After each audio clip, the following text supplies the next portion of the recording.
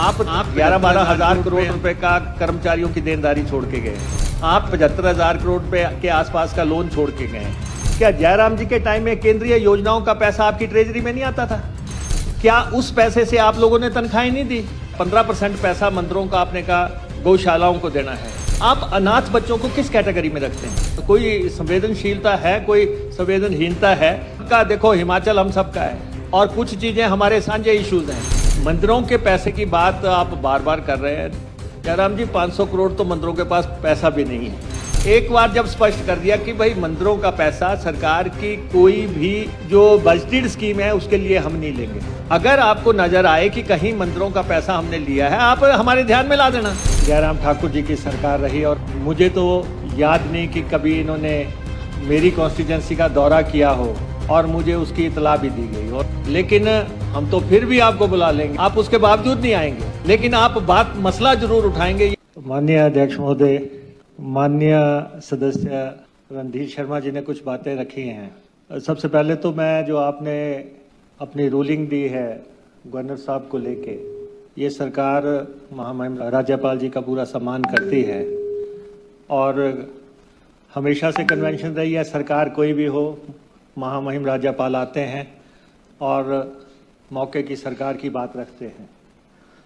तो हम आपसे सहमत हैं कि ठीक है, ये सरकार की आलोचना करें, हमारी आलोचना करें, नीतियों की आलोचना करें, लेकिन महामहिम जी को लेके जो आपने रूलिंग दी है उसका हम सब पालन करेंगे।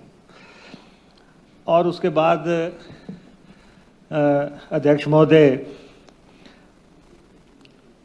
रणधीर शर्मा जी ने सबसे पहले तो एक बात कही कि एमएलएस के, ऑपोजिशन के एमएलएस को बुलाया नहीं जाता। अध्यक्ष महोदय, ये कोई नई बात नहीं है, मुझे भी 22-23 साल इस सदन में हो गए हैं। पीछे 5 साल पूरे जयराम ठाकुर जी की सरकार रही और मैं तो ऑपोजिशन का लीडर भी था। मुझे तो याद नहीं कि कभी इन्होंने मेरी कॉन्स्टिट्यूंसी का दौरा किया हो और मुझे उसकी इतला भी दी गई और हमारे बाकी किसी साथी को भी इतला दी गई हो। ये कोई रिवायत, नई रिवायत नहीं है जो आप समझ रहे हैं कि हमने शुरू कर दी है। नहीं, व्यवस्था परिवर्तन की बात नहीं है। जैसी परंपराएं डाल के जाओगे वैसी निभानी पड़ती हैं। आपने जब किसी को नहीं बुलाया, लेकिन हम तो फिर भी आपको बुला लेंगे। आप आना क्या, आप फिर नहीं आएंगे? आपको पत्र भी लिखेंगे, आपको फोन भी डालेंगे, आपको सब कुछ करेंगे, आप उसके बावजूद नहीं आएंगे, लेकिन आप बात मसला जरूर उठाएंगे, ये मुझे मालूम है। दूसरी बात, हमने आपकी बात रणधीर जी बड़े प्यार से सुनी। आप मेरी कॉन्स्टिट्यूंसी के दामाद हैं, लेकिन आप देखो नवाड़ की ये बात कर रहे हैं। अध्यक्ष महोदय, हमने किसी भी माननीय सदस्य की जो नवाड़ की डीपीआर बन के आई हमने नहीं रोकी, हमने सारी नवाड़ को भेज दी। नवाड़ एक लोन है और राज्य सरकार लोन लेती है, उसमें वो काउंट होता है और राज्य सरकार फैसला करती है कि नबार्ड का लोन किस चीज के लिए लेना है।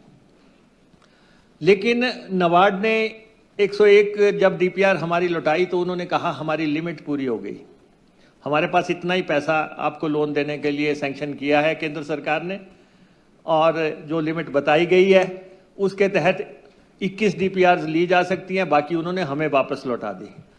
और सेकेंडली, कुछ डीपीआर इसलिए लौटाई गई कि उन्होंने कहा कि ये 175 करोड़ रुपए की लिमिट को पार कर गए। मैं तो जयराम जी को बधाई देना चाहता हूं, अपने सदस्यों की आपने सबकी 175 करोड़ की लिमिट अपने टाइम में ही पार करवा दी।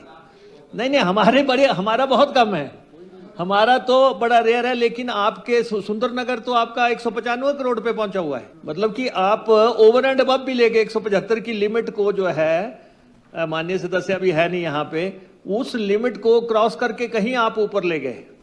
तो इसलिए कुछ ये है कि वो लिमिट क्रॉस कर चुके हैं।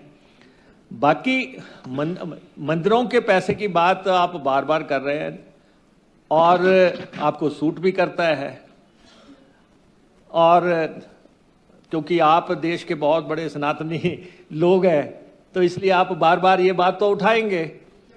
मीडिया में भी चलवा रहे हैं, दिल्ली में भी चलवा रहे हैं, हिमाचल सरकार भगवान भरोसे अभी भी जयराम जी आपको भी गाइड कर रहे थे कि 500 करोड़ बोलो, 500 करोड़, ये क्या बोल रहे हो आप, कुछ गलत बोल रहे हो हैं? नहीं नहीं, ये 500 करोड़ तो जयराम जी 500 करोड़ तो मंदिरों के पास पैसा भी नहीं है टोटल है। अगर सारे मंदिरों का पैसा देख लिया जाए, आपको ये जो मंदिरों का पैसा है, हाई कोर्ट ने पहले ही कह रखा है कि मंदिर के पैसे से गाड़ी नहीं खरीदेंगे। हाई कोर्ट ने पहले ही कह दिया, पहले मंदिरों के नाम पे एडवर्टीजमेंट छपते थे सरकारों के। हाई कोर्ट ने कहा आप मंदिरों के नाम पे एडवर्टीजमेंट नहीं देंगे। हाई कोर्ट ने ही कहा कि आप डीसी ऑफिस में जो आदमी रख लेते हैं वो आप नहीं रखोगे। अब जो है उसके बाद की जो अब आप बात करते हैं, आपने कहा कि मैं तो पहली कैबिनेट में आया जैसे ही मैं चीफ मिनिस्टर बना, और मैंने सबसे पहले कहा कि गौशालाओं के लिए जो है मंदिरों से पैसा दिया जाए। ठीक है, गौशालाओं के लिए आप चाहते तो गौशालाओं के लिए जो है नीति भी बना सकते थे। अगर आप पहले ही दिन मुख्यमंत्री बने थे, आपकी नजर पहले ही दिन मंदिर पे पड़ गई कि आपने कहा कि मंदिरों से जो है नहीं, अब आप बात सुन लीजिए। आपने कहा मंदिरों से पैसा देना है, 15% पैसा मंदिरों का आपने कहा गौशालाओं को देना है। मैं सिर्फ जयराम जी आपसे ये जानना चाहता हूं, आप अनाथ बच्चों को किस कैटेगरी में रखते हैं? कोई संवेदनशीलता है, कोई संवेदनहीनता है कि उनको किस कैटेगरी में रखना है? आपको ऐतराज है कि अनाथ बच्चों को ये पैसा नहीं जाना चाहिए था? नहीं, सुनो, आप कह रहे हैं कि गऊओं को देना चाहिए था। हम भी गऊओं के पक्षधर हैं, आपने दिया। आपने अब गऊओं का हालत आप देखो, ज्वालामुखी वाली गौ क्या 900 गाय मर गई वहां पे। हमारे समय में नहीं मरी, हमारे समय में नहीं मरी, लेकिन जो हालात हैं आज आपने जो कुटलैड में गौशाला बनाई थी, प्लीज जो कुटलैड की गौशाला बनाई थी उसका आप हाल देखें। Only to the extent of intervention only, sir. नहीं अध्यक्ष महोदय, क्योंकि ये लगातार सरकार की नीतियों पे बात कर रहे हैं और मंदिरों का इशू लगातार ये आप भी लेते थे चीफ मिनिस्टर रिलीफ फंड में पैसा, आप भी आता है चीफ मिनिस्टर रिलीफ फंड में पैसा। आपने कोविड में पैसा लिया, कोविड में आपने 16-17 करोड़ रुपया का आपने कोविड में लिया। आपने राम मंदिर के लिए पैसा भेजा, वहां मंदिरों से पैसा भेजा आपने जाखू मंदिर से पैसा लिया। ऐसे नहीं भेजते ये अच्छा। फिर आपको नहीं आप सुनिए, देखिए ऐसा है, हमने नो इंटरवेंशन प्लीज। फिर जब हमने एक बार स्पष्ट कर दिया, जब स्पष्ट कर दिया कि भाई मंदिरों का पैसा सरकार की कोई भी जो बजटेड स्कीम है उसके लिए हम नहीं लेंगे, नहीं लिया ना, अभी तक नहीं लिया। और हमने स्पष्ट भी कर दिया नहीं लेंगे। और जो आपके वहां पे, आप भी तो रणधीर जी अपने समय में वहां पे लिफ्ट लगा रहे थे, कितने की नहीं लगा रहे थे ना आप, और आप वहां कितना काम करा रहे थे? मंदिर से ही करा रहे थे ना। आपकी मंदिर एरिया के 10, 12, 15 किलोमीटर के दायरे में जो भी पंचायतें हैं उनको पैसा देने का प्रावधान है कि आप जो है वहां पे चाहे सड़कें बनाएं, चाहे अस्पताल बनाएं, चाहे गरीबों लड़कियों को पैसे दें, चाहे अनाथ को पैसे दें, चाहे कुछ भी करें। ये तो उसमें प्रावधान है, मंदिरों से किया जाता है। और इसलिए जो है मैं समझता हूं कि हमारी कोई मंशा नहीं है। जो ठाकुर साहब बार बार ये कह रहे हैं कि 500 करोड़ रुपया ये ले जाएंगे, और 500 करोड़ से आपने तो सरकार चलाई है, 500 करोड़ से क्या बनेगा सरकार का? एक हफ्ते का खर्चा भी नहीं है, 3 दिन का खर्चा भी नहीं है। तो इसलिए मंदिरों के पैसे को के ऊपर ना सरकार की नजर है। और जहां तक रणधीर जी कह रहे हैं कि वहां अस्पताल बन रहा है, आपका अस्पताल बन रहा है, आप रुकवाना चाहते हैं, आप मेरे को लिख के दे दो कि 10 करोड़ रुपया वापस कर लो, हम वापस ले लेते हैं। नहीं, वो तो आपकी ट्रस्ट ने लिख के दिया है, आपकी ट्रस्ट ने भेजा कि ये पैसा नोटिफिकेशन हम जब हमने विक्रम जी जब हमने कोई पैसा लिया ही नहीं, कोई बताओ ना, जब कोई नोटिफिकेशन आपने देखी, आपने कहा, हमने स्पष्ट कर दिया कि भाई मंदिरों का कोई पैसा नहीं लिया जा रहा है। अगर आपको नजर आए कि कहीं मंदिरों का पैसा हमने लिया है, आप हमारे ध्यान में ला देना, लेकिन मंदिरों से कोई पैसा नहीं लिया जा रहा है, मंदिरों से वही स्कीमें चल रही हैं। और दूसरा एक बात मैं आपको कहता हूं, आप 11-12 हजार करोड़ रुपए का कर्मचारियों की देनदारी छोड़ के गए हैं। आप ही 15-75 हजार करोड़ रुपए के आसपास का लोन छोड़ के गए हैं।